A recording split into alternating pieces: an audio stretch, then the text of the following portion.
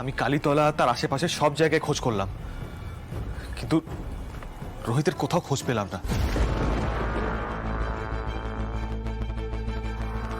ফুলকিরও কোনো ট্রেস নেই।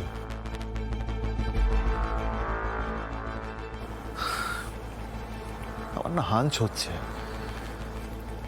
ওদের কোনো বড় বিপদ হয়েছে। আর বড়বাবু কায়দা করে আমাকে পুলিশের সাহায্য পেতে দেবেন না এতে। আমি যে ওদের খোঁজ করতে গেলাম, উনি কোনো ফোর্স দেননি আমাকে। খুঁজে পেলেন না মানে? তাহলে ভাই আর ফুলকির কি হলো? জানি না ঝিনুক, সেটাই তো খোঁজার চেষ্টা করছি। ওরা কোথায় গেল, কি হলো ওদের। দেখো, আমি ইনফরমারদের খবর দিয়েছি, ওরা কাজ করছে, কিন্তু সময় তো লাগবে। সময়টাই তো নেই আমাদের হাতে। কে জানে এতক্ষণে ওদের কি হাল হয়েছে। আমারই ভুল, আমার সর্বক্ষণ ফুলকির সাথে সাথে থাকা উচিত ছিল। রুদ্ররূপ সান্যালের মতো শয়তানের মোকাবেলা করা অত সহজ নয়। না না, আমাকে এক্ষুনি বেরোতে হবে। দেখি আমার লোকজনদের জড়ো করতে পারি কিনা। আমার মন বলছে ভাই আর ফুলকি বড় কোনো বিপদে পড়েছে। আমি যাই। অংশুদা, বলছি এখন আমাদের কি করা উচিত? মানে আমার তো রীতিমতো ভয় করছে। আমি বলছি আমাদের কি করা উচিত। আমরা রুদ্রর কাছে যাব, সাংবাদিকদের খবর দাও, একটা মোকাবিলার সময় এসেছে। লাবু, এই লাবু, এই যা তো, এই লাবুকে নিয়ে এত গিয়ে। হ্যাঁ, আনছি। জেঠুমনি, বলছি রুদ্রদার কাছে গিয়ে কোনো লাভ হবে? মাস্টার মশাই, আমি বলছিলাম ডিজি সাহেবের কাছে চলুন, ওটা বেটার হবে। অফিসিয়ালি মুভ করতে অনেক সময় লেগে যাবে অংশু। রুদ্রের মুখোমুখি আমাদের হতেই হবে।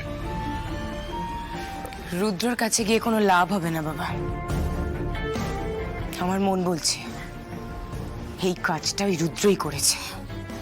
জানি জানি, তবে কি জানিস, অনেক সময় অপরাধীকে মুখোমুখি চেপে ধরলে না, তাও মিডিয়ার সামনে, তার মুখ থেকে কিছু একটা সত্যি বার হয়ে আসে। জেঠুমনি, যা করা তাড়াতাড়ি করো, যত দেরি হবে তত বিপদ বাড়বে। হ্যাঁ দি ভাই, তুইও চল আমাদের সঙ্গে। যদি দা ভাই আর ফুলকির কোনো একটা খবর পাওয়া যায়। হ্যাঁ মাস্টার মশাই, তাড়াতাড়ি চলুন, আসুন।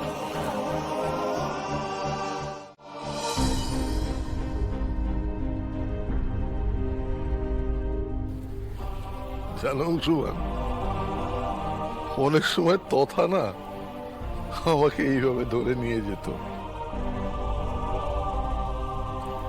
আজ অনেকদিন পর তথাকে বড্ড মিস করছি, ওর কথা মনে পড়ছে।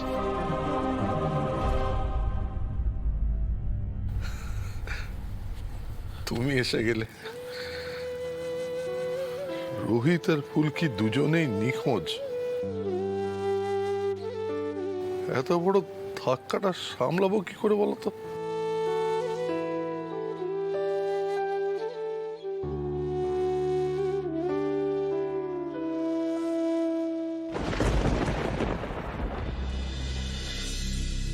আরে কি সৌভাগ্য আমার, মাস্টারমশাই আসুন আসুন, বসুন বসুন। একটা কথা নয় রুদ্ররূপ সান্যাল, সত্যি কথা বলো। হ্যাঁ, আমি চাই জনগণ সত্যিটা জানুক, রোহিত আর ফুলকি কোথায়।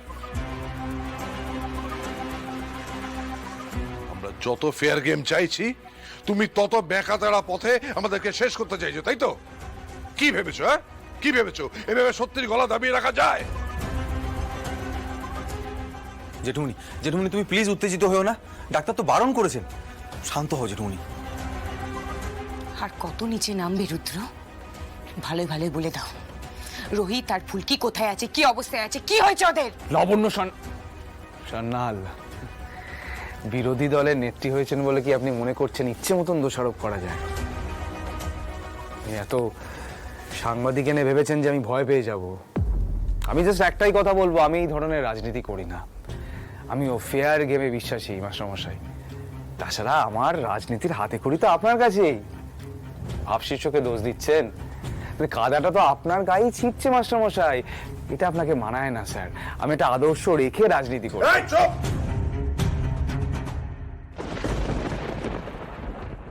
একদম নাটক করবে না বলে দিচ্ছি। গাড়িতে বোমা রেখে আমাদের মারার চেষ্টা করেছিলে, তোমার মুখে আদর্শের কথা মানায় না। একদম কথা বাড়াবে না, হ্যাঁ? বলো রোহিত আর ফুলকি কোথায়, তাদের কি হয়েছে বলো। শুনুন, এত অপবাদ কিন্তু আমি সহ্য করব না। আপনি শ্রদ্ধেয় প্রণম্য, কিন্তু তা বলে অপবাদ দেওয়ার অধিকার কিন্তু আপনারও নেই। আমি আপনার গাড়িতে বোমাও লাগাইনি, আমি জানিও না রোহিত ফুলকি কোথায় আছে। কাজেই আমাকে প্লিজ একা ছেড়ে দিন, এইখানে আমার অফিসে এসে অশান্তি করবেন না। আসুন আসুন। দেখুন রুদ্রবাবু, পুলিশ কিন্তু গোটা এলাকার তল্লাশি করবে। তার আগে আমরা সোজাসুজি আপনার কাছে এলাম। বলছি এখনো সময় আছে, বলে দিন। ছেড়ে দাও বাবা, এখান থেকে চলো।